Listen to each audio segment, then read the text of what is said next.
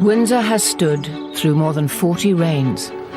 Over 1,000 years, members of the royal family have been born, wed, and buried here. No monarch has been more devoted to the castle than the Queen. Windsor is the fixed point in her year. Just as the castle offers security and familiarity, so does Windsor's extraordinary calendar of events.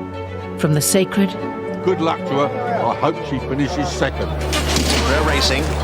...to the less sacred. For the first time, cameras have been allowed to follow all the Windsor seasons, the time-honoured public ceremonies. Sun beating on your head, sweating, really hard. Forecast snow. And the private family occasions. It's quite a large group, isn't it? We are a bit lost. Yes, we are a little bit lost. Beyond the tourist trail and the public gaze, the Windsor calendar also governs the lives of those who live and work here, the people who make it all happen. OK, come on, through shop, we haven't got time! There you are. This is the place the House of Windsor calls home, and these are the rituals and events which form the framework of the royal year.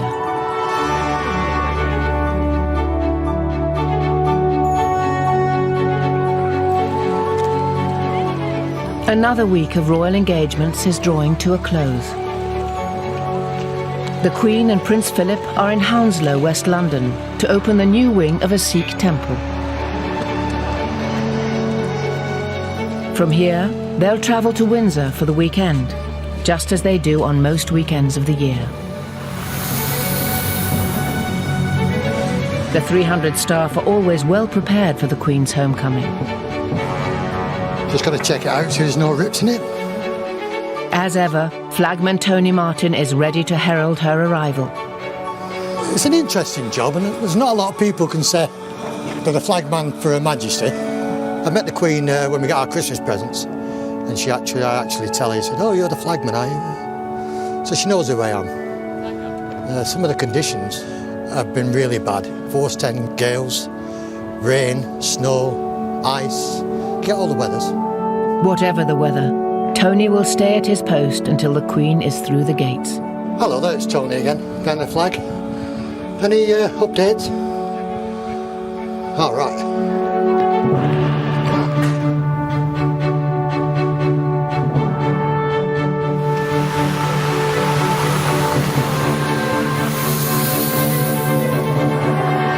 Right, she's here now.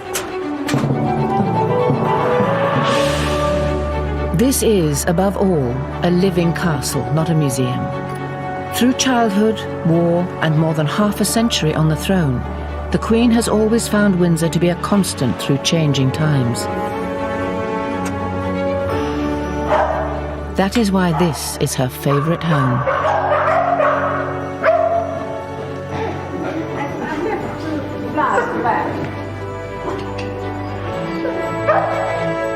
It's nice having the boss back. Yeah, it is home to her. Every generation continues to have its own ideas about the place, not least Prince Philip. The original beds were rather sort of complicated, and they didn't seem to fit very well. And so I got an artist friend of mine, and together we made a model of this, of the whole of this, and tried various arrangements on it, and eventually settled on this sort of cartwheel thing with, these are all rose beds, which makes it, in a sense, relatively easy to manage. And different colours, but they sort of match each other. And then they built a pergola there because there's the orangery, which was unused, it made a swimming pool in it. We used to have Christmas here. It was very popular with all the young. It still gets used. You ever use it yourself, sir? Yes, I use it, yeah. Easter, and Windsor's royal year begins in earnest.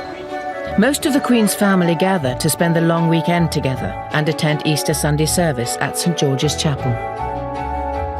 Windsor's royal cycle begins once again. In our early years, the whole of the year was dominated by school holidays. So in practice, what we did was he came here for the Easter holidays, and we still do. In many ways, it works quite well because our children, knowing the routine, tend to come back for holidays, and the grandchildren get brought with them. And so it forms a nice kind of annual structure. For the next few weeks, by tradition, the Queen will conduct all her daily official engagements not from London, but from Windsor, during what is known as Easter Court. Today, the light cavalry are on parade in Windsor Great Park to receive a royal warrant from their Captain General. Windsor and the horse are inseparable. It's here at Windsor that the Queen trains and keeps the horses which she and her family ride. And 1, 2, 3. Terry Pendry, the stud groom, is in charge of all the Queen's horses at the castle. When she's down here with her horses, she is probably at a more relaxed state. And we, as her staff, must never forget that she is the Queen. And the right terminology is Your Majesty, and that's how we greet her in the mornings. Good morning, Your Majesty. Thereafter we call her Mom. Whenever the Queen rides here, Terry is never far from her side. Nothing goes on in his world without it reaching the highest level in the land. Right through to conception, right through to retirement, Her Majesty knows every single one of her horses and ponies. Not only does she know her parents, but their grandparents and their great-great-grandparents. And she leaves no stone unturned. She names all her own horses and ponies herself and takes a great deal of interest in every single one of them.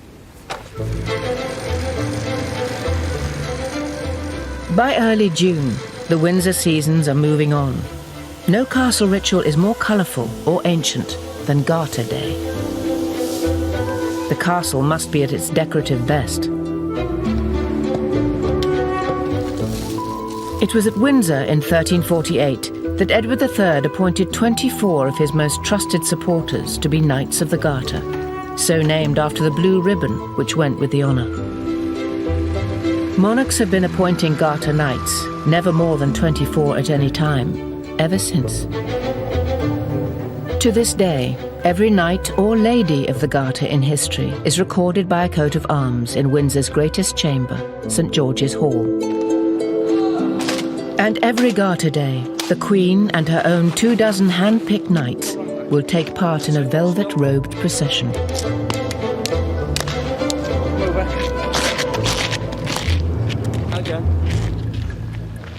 Getting it right is the responsibility of the Queen's Master of Ceremonies, Colonel Sir Malcolm Ross. Right, gentlemen, the Queen is coming down the stairs. The Garter Knights are in the hall. He is a firm believer in the wisdom of rehearsal. There is no book which tells me how to arrange anything. I wish there was, and perhaps I shall write one when I leave here. Present! My role on Garter Day really is the procession from the top of the hill, Windsor Castle, down through the lower ward to St George's Chapel. 3 carriages, represented by 1 car. A magnificent and very ancient procession, full of really the most distinguished people in the country, one way and another. There you are. Not everyone can attend rehearsals, so castle staff take the place of any key absentees. You did this last year, didn't you? No, I haven't done it for about... I was Queen last year. Deborah last year. You did it last year. Oh, yeah. Duke of Kent, Prince of Wales, Duke of Gloucester in the middle. Right.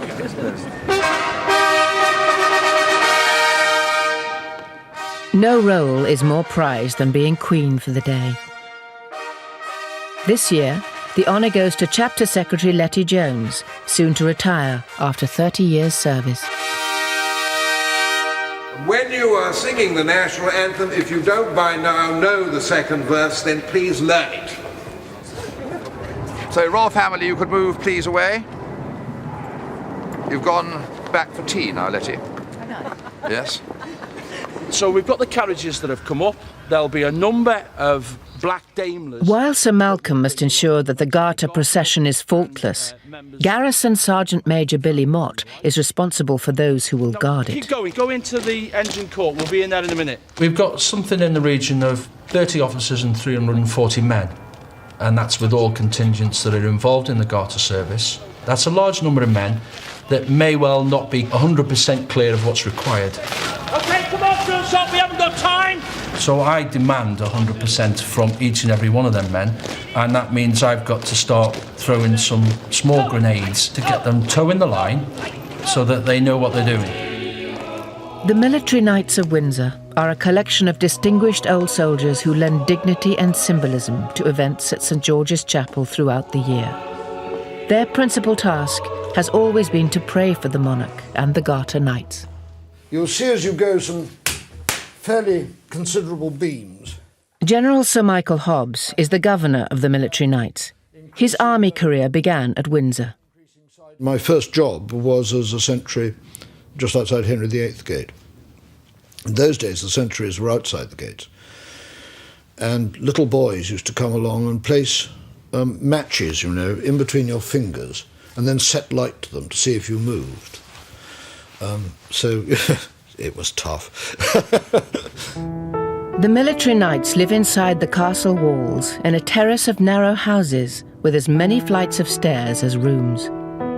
Up a series of hardwood log stairs, as it were. It's hardly ideal accommodation for retired officers, some in their 80s. When someone rings the doorbell and says, "Can you come and see me?" it is 79 steps down before I actually get to them. And worse still, if they then want to go to the office, it's another 79 steps up. Garter Day dawns. It's a spectacle which always draws huge crowds, even if it means a long wait in arduous heat. The household team, who move from royal residence to royal residence with the Queen, are preparing for the traditional Garter Day lunch in the Waterloo Chamber. We put the white wine, the red wine in all the tables with the water jugs, and the port, we put the port in every 2 stations. And the beers, we only put the beers on the Duke's table, right here, because it's only the Duke who's going to have one. Particular requirements are anticipated. Beer, not wine, for the Duke of Edinburgh. Olive oil rather than butter for Prince Charles. Equal care is taken with the flowers. Garter table, approximately about 19 displays are on that table, the little ones and the big ones. Garter's always the same time, so you really have to go with the flowers that are available. And as we're in the middle of, as I said, English summer flowers, that's the epitome of it. Afternoon, it's now striking 12 o'clock on the clock. The Order of the Garter is the senior British Order of Chivalry, and I suppose therefore is the senior Order of Chivalry in the world. You've lost your husband already. Where have you lost your husband? Good to see you.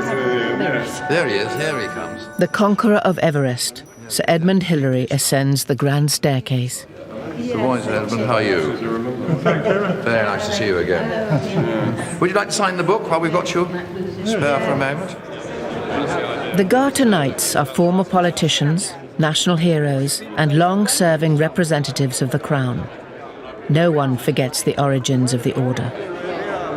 There's an enormous amount of tradition in it, and I think it's a great mistake to just deride tradition. I think tradition is quite important in a country, and of course personally it's a great honour because it's the Queen's own decision. It isn't like the honours list, which is done by the government and so on. It's but the Queen's own personal thing, so it's a great compliment. The Garter robes are brought out of storage. Each knight will process in a velvet mantle and cap with an intricate arrangement of heraldic emblems. Barely visible will be the garter itself, worn below the left knee, and inscribed with the motto, Honi soit qui mal y pense, shame on him who thinks evil of it. Jeremy Bagwell-Purefoy prepares the regalia. They're Garter colours, most of which have just been valued at about £250,000 each. That is the badge of the Order of the Garter, which is St George, and is actually known as the Greater George. And this one's the Duke of Abercorn's, and that's actually the oldest one we've got. About 350 years old. The last batch to be made was made about 100 years ago. They made 5. In the lower part of the castle, the other band of knights are making sure their kit is faultless. Right, are you ready to put this on? Absolutely. Have you got your bonnet is here, is it? Bonnet is there, yeah. The military knights will lead the procession. On a hot day such as Garter Day, the middle of June, it can be very, very uncomfortable. We're in the uniform, I think, somewhere between an hour and a half, 2 hours. You're all right, Peter. Stand still. Stand still. Okay. Then I'll adjust. One of the older military knights is Major Peter Bolton. He fought in Special Forces units across Europe in the Second World War. Okay. Yep. Smart as a button stick. Okay, I was going up in Garter, last Garter, coming up the hill there, jam-packed with people. Absolutely. And I was trying to find my way through. And I said, I'm an old veteran, medals are getting me down. And they parted after this. Everyone is seated punctually in the Waterloo chamber. The Queen does not like long lunches.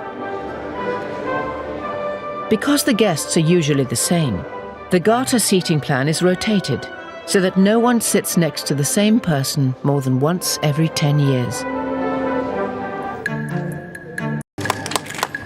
The 500 yards are taken at a slow pace, in deference not just to old age and the temperature, but the public's desire to get a good view of everything and everyone. Garter Day is not mere pageantry. It goes to the heart of the English identity. When he founded the Order of the Garter here, Edward III chose St. George as its patron saint and renamed the chapel St. George's. It was for this reason that St. George went on to be adopted as patron saint of England, his red cross its flag. Windsor, Garter, England, St. George, all bound up in this one occasion. Another ritual in the royal cycle has been observed. 6.5 centuries after its foundation, the Order of the Garter has been honoured for another year. It's a nice piece of pageantry, which I think a lot of people enjoy. It looks, I mean, rationally, it's lunatic, but I mean, in practice, everybody enjoys it, I think. In 1711, Queen Anne established racing on the heath at Ascot, a village on the other side of Windsor Great Park. Nearly 3 centuries on, the 5 days of Royal Ascot attract well over 300,000 people each year.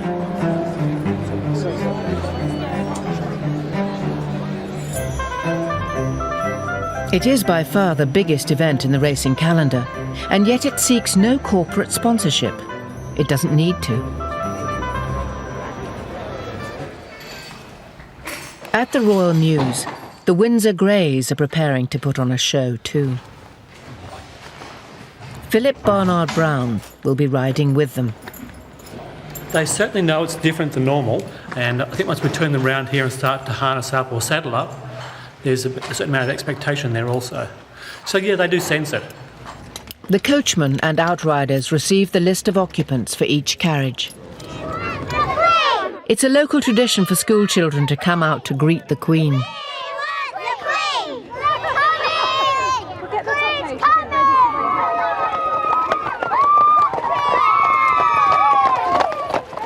The carriages are filled with the royal family and the Queen's house guests, many of whom are staying for the entire week. The racing gives all the guests something to do, because you know what it's like if you have a weekend or a week. People, if they wander about, nothing to do, they become a nuisance. But that is a very, it forms the kind of bones on which the whole of the rest of the entertainment takes place. Now that the Queen is on the course, the day can really begin. The Windsor Greys arrive home. It's been a long day for all those at the Royal Mews. It's a 9-mile ride each way. We've done it in just over 4.5 hours today. Yeah, it's hard work. We all sleep well in the evenings this week. He's yawning, he's tired. Was that hard work, mate? Was that hard work? Another day. And for the Queen, the most exciting of the entire meeting. She has a runner in the 420. Having taken one last look at promotion, the Queen returns to the royal box. Her trainer, Sir Michael Stout, is cautiously optimistic. You know, we feel he's got a good chance here. Our slight concern is the ground, but she's well aware of that. You know, the Queen is a breeder. She's got a wonderful database of all her families, and she knows the score. He won on sort of good to soft ground last time and really enjoyed it. Does it put you under any pressure? Do you feel a little more nervous than you would at any other race course? Well, we've done our best, and obviously it means so much, not just to her, but everyone else, that yes, it makes you a little bit more edgy, to be honest. Towards the turn now, and out in front is Tuning Fork on the inside of Yolandi. They're still falling in front of Redfort, followed now by Promotion. Promotion on the outside moves up. Redfort though has taken the lead. Redfort has gone for home now. Promotion coming under pressure, followed by Blythe Knight, and further back is Bone Crusher, but Redfort has skipped away. Second is Promotion. The gamble was foiled. Not quite the happy ending the crowd had hoped for. And how will Her Majesty have regarded that? I watched the race with her. Oh, totally realistic. She knew when they turned in we weren't going to win, but she was satisfied with the performance. Yeah. Duties! Turn! Stand! Easy! More sober rituals are being played out by the resident garrison who guard the Queen and her castle. By the left! Quick, march! For the next few weeks, it's the turn of the Irish Guards, recently returned from Iraq. I chose the Irish Guards because I come from Ireland and because I've had family in them. It's something that I wanted to do since I was 16 years old when I was at school, rowing on the river, and I had this idea that, I think the first thing was that I always thought you'd be fit if you stayed in the army. Captain Alex Cosby attended school just down the road from here, at Eton. Another local recruit from nearby Slough is Guardsman Mark Hansen. Left school, done nothing at school, went and worked on my dad's fairground, travelling all over the country. Fancy doing something better. The Guard itself is really very ceremonial. It's tradition. It's showing off the tradition of the army. It's a tourist attraction because everyone wants to see this thing that is famous. At the same time, we do have that function of protecting the monarch when she is in residence. It is a privilege and an honour to guard your monarch. Yep. Frontline security is a police affair, but the guards do their bit too. Their 2-hour sentry shifts, known as stags, may be mind-numbing, but they're not without their perks. But when you're standing on sentry, women come up to you, they stand there and you look at them like that and you think, oh. It's over. And today, no one has left Mark a telephone number. It just goes on and on and on. Your knees hurt, your feet hurt. It's all part of the job, like. Do you find it easy to keep a straight face, Mark? Of course I don't. What do you think about whilst you stood there? Think about the 3-week leave we got coming up. We go RB for 2 weeks. With August, the Windsor seasons move on, and the royal family depart for Balmoral. There is no holiday, though, for the Queen's castle. The visitors are still pouring through. And out in the great park, there's a harvest to be gathered. The governor of the castle is Air Chief Marshal Sir Richard Johns. When the royal family are away, Sir Richard is king of the castle. The castle exists to do a number of important functions. It is a working castle. This was taken in July 2002, and this photograph shows the working population of the castle. There are something like 160 people who actually live day by day within the castle walls, and there is a great feeling of community spirit. When the gates shut, Windsor's extended family come out to play at one of the governor's summer barbecues. Special burger in the Is this the best one? They're the very best. Quite clearly, the role has changed over the years. I mean, initially, this place was a fortress, and I guess my role, from being a sort of military supremo, has gradually evolved into the appointment that I now fill, which is formally as the Queen's representative in the castle. That's my job done. Tonight, bad weather has done nothing to dampen spirits as other members of the community help out. Stud groom Terry Pendry wears a favourite outfit. It's the best shirt I own. Barbecues and things like that, of course, yeah. It's the right shirt to wear, isn't it?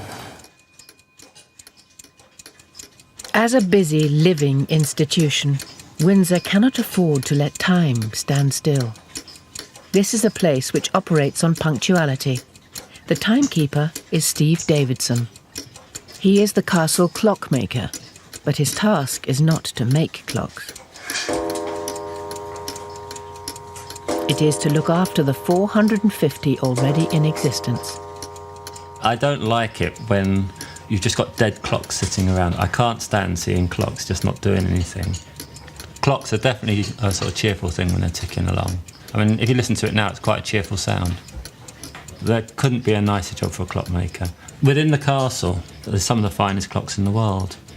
The variety of clocks is enormous. I mean, I look after from very small clocks, which are really watches, up to a very, very large turret clock. I think I've got 7 turret clocks, and absolutely everything in between. Hello, Jim. How are you? Fine. There's clocks in nearly every department, so I probably know more people in the castle, more rooms, than almost anyone. One of the lovely things about Windsor Castle is because it's a royal residency, it's a home, it's alive and it's working. Everything in it works. And I can't imagine Windsor Castle any other way. Well, it's clock changing day. Autumn brings a monumental task. The clocks must go back an hour to mark the end of British summertime. Steve has to change every single one across the entire Windsor estate.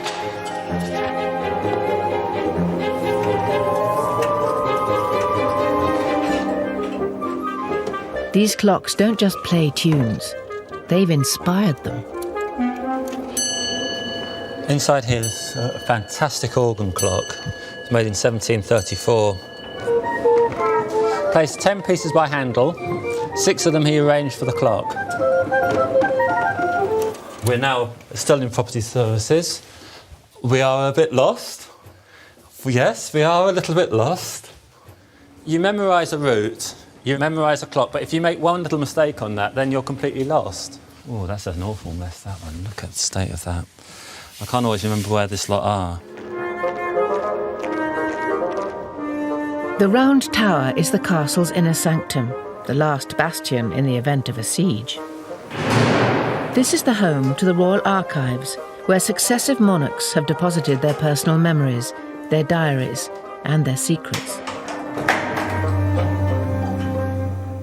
What arrives here today will be studied by historians long into the future. In the photographic department, curator Francis Diamond is preparing to start work on a gargantuan project. The 40,000 photographs belonging to the late Queen Mother have arrived and require cataloguing. Riding at Windsor is something that many generations of the royal family have enjoyed. And this one is called Royal Champion. And it shows the Queen Mother with her horses. During the war, the princesses and the King and Queen spent time at Windsor. And this album, it gives a very pleasant picture of how they spent some of their time. It was certainly a favourite place, I believe, for the Queen and Princess Margaret, because they'd spent such a lot of time here as children. And you see corgis, they had corgis in those days as well. And Princess Elizabeth indoors. During the war, the Queen even starred in her own pantomimes here. Here is the programme of Aladdin, which was performed in 1943 in the Waterloo Chamber.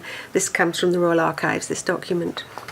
And you can see that the part of Aladdin was taken by Princess Elizabeth, and the Princess Roxana was Princess Margaret. Here's Princess Elizabeth and Princess Margaret in costume. Royal children for a long time have taken part in little scenes and plays and tableaux. Queen Victoria's children did this. I believe George III's children did too, actually. And I think acting was quite a popular pastime.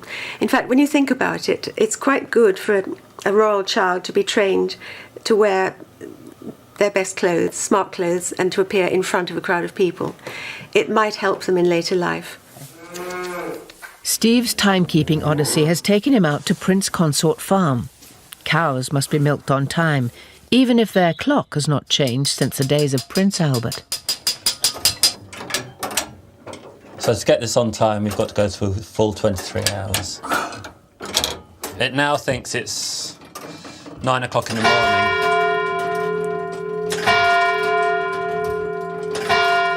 For most people, it's a little bit of a nuisance. They've just got to remember their clock. For me, it's a big nuisance. It takes me around about 16 hours to change all the clocks, and I work through the weekend. Well, this is all part of the castle. I tend to think of the home park as almost like the garden. Pulling over here.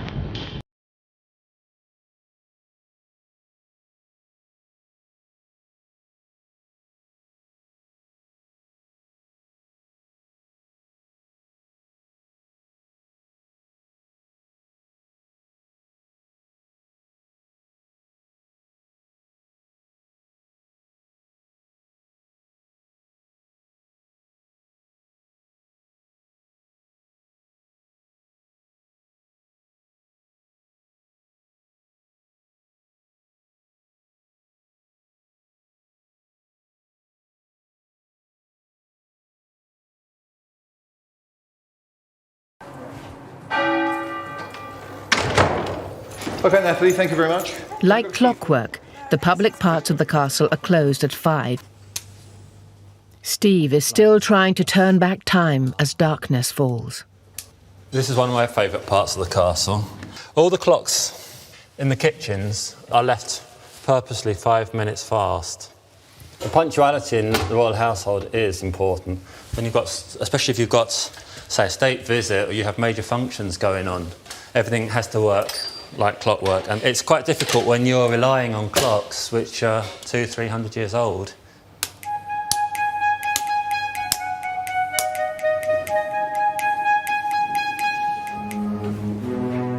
By late evening, the Queen's castle can be a lonely place. Beautiful French clock.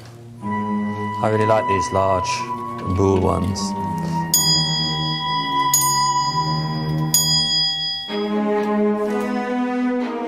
On one occasion here, I couldn't find the light switches, and I could definitely hear footsteps. I don't know if it was my overactive imagination, but I didn't feel very alone. It's the same time of year, and I stood there putting the clock forward. They look like light switches. I usually do this part of the castle in daylight.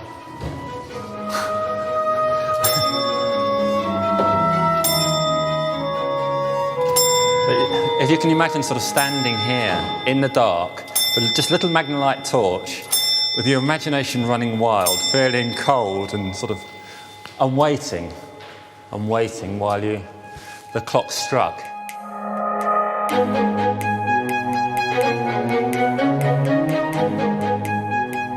I normally work through, when I'm doing this, I normally work through to about 11:30. Aha, the light. Great clock. This is the main turret clock for the quadrangle.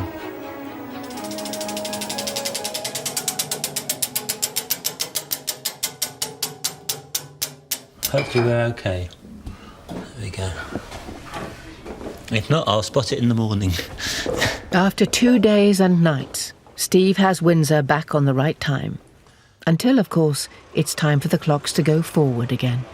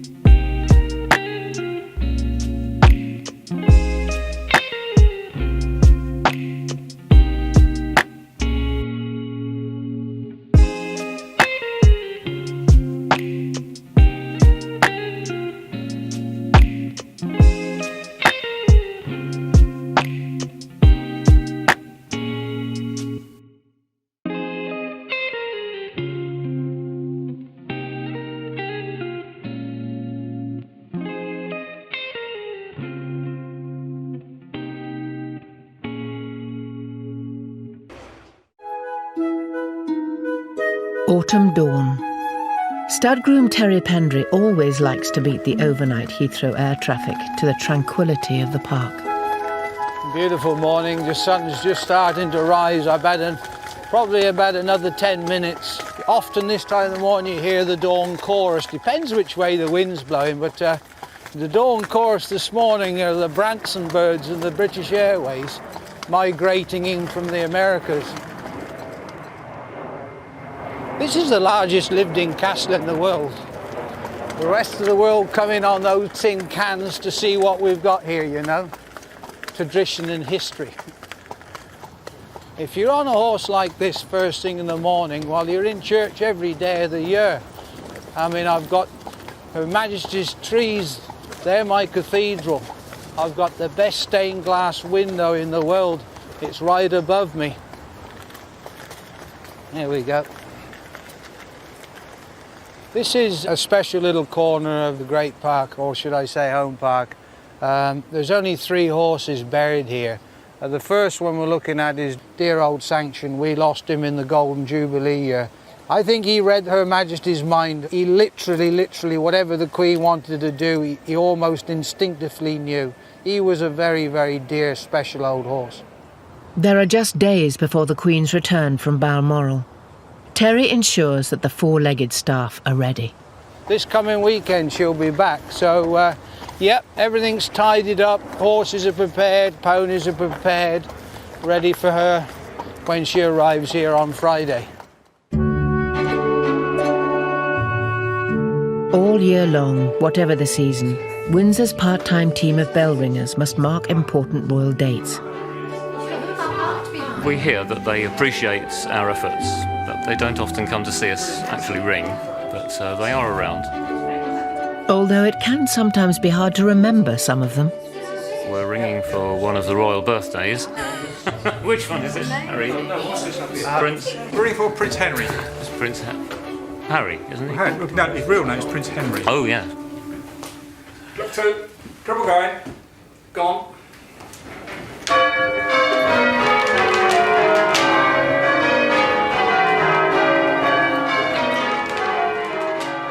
This year, though, the Queen's autumn return is overshadowed by a death in the family. Princess Alice of Gloucester, the Queen's aunt, has died at the age of 102. She was the longest living member of the family in history.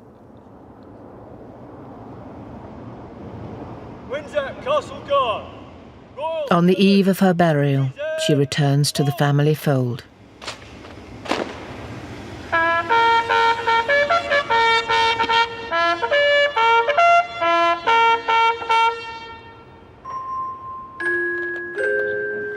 The House of Windsor gathers en masse at St George's Chapel.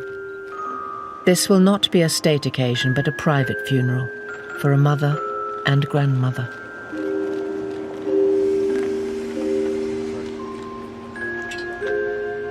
She was a favourite aunt of the Queen.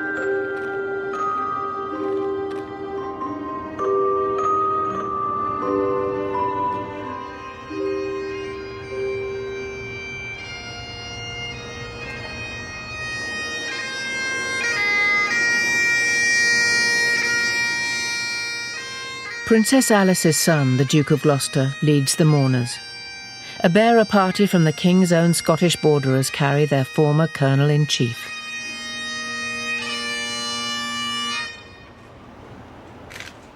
The coffin leaves for the family burial ground just beyond the walls at Frogmore. Princess Alice will be buried alongside her husband, the late Duke, and her elder son, Prince William of Gloucester, who died in a 1972 plane crash aged 30.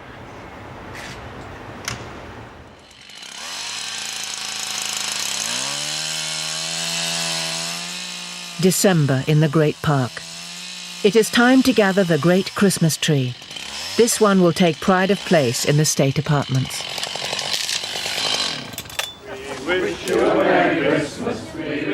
Windsor's royal year is drawing to a traditional close. The more tuneful castle staff are out in force. We wish you a Merry Christmas and a Happy New Year. If you'd like to sort of come in from that end and just file all the way down, we can keep you dry. Well done. The carol singers know just what to sing as they arrive at the stables to greet the Queen's horses.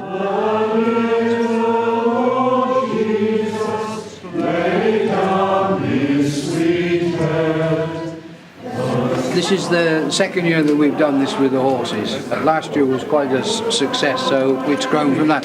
I actually think they enjoy it. They love company. Jesus, asleep in the hay. It's just for our little community. It's kind of the end of the season, ready to start the new one. Thank you very much. Stud groom Terry Pendry refuels the singers and sets them on their way. Someone else is expecting them.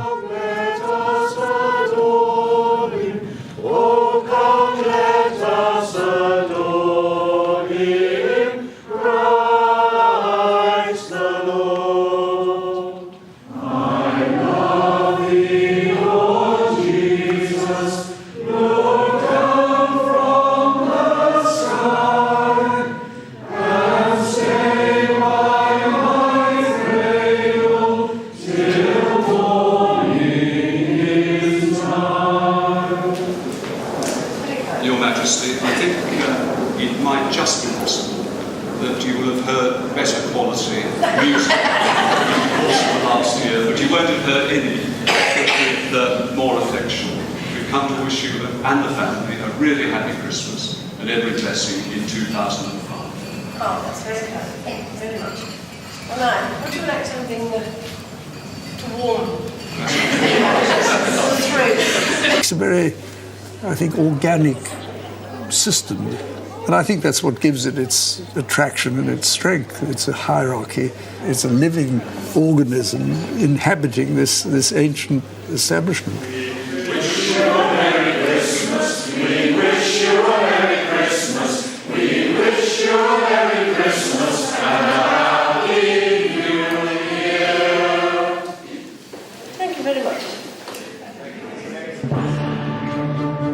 Whatever surprises the new year brings, Windsor will always be here for the monarch who has loved it more than anyone.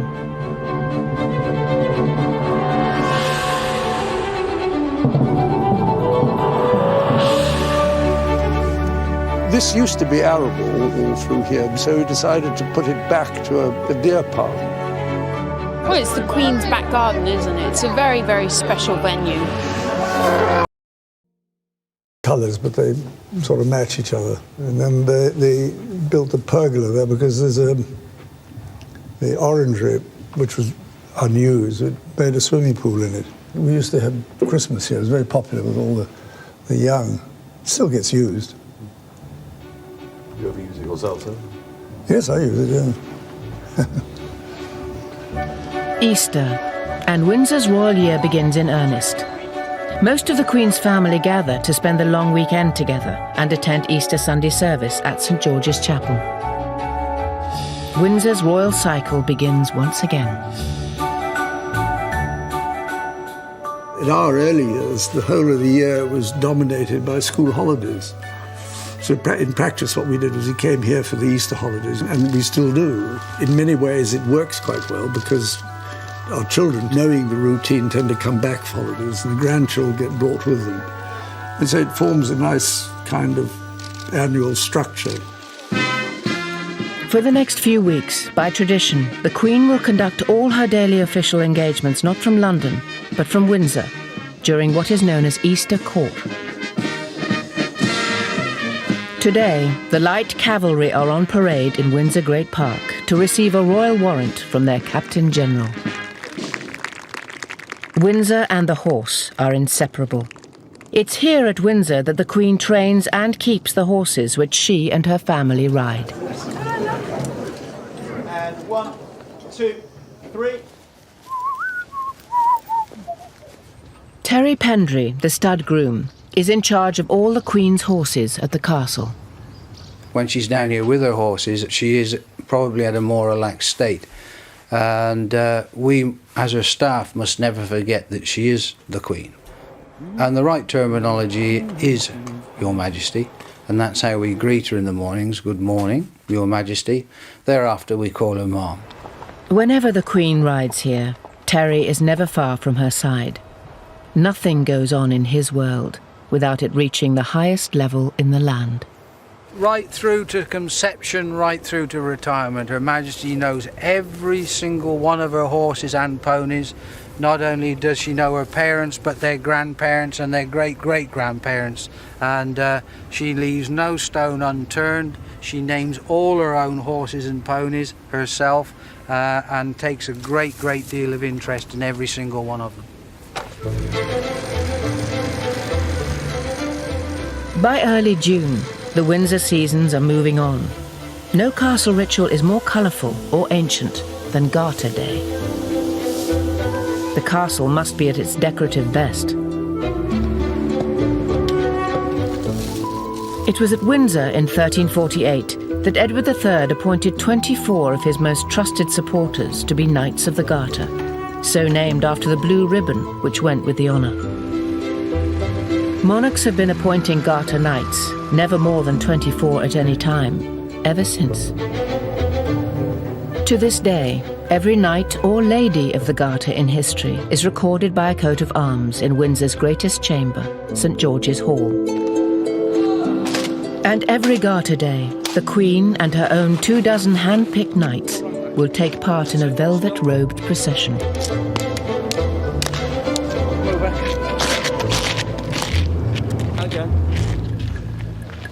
Getting it right is the responsibility of the Queen's Master of Ceremonies, Colonel Sir Malcolm Ross.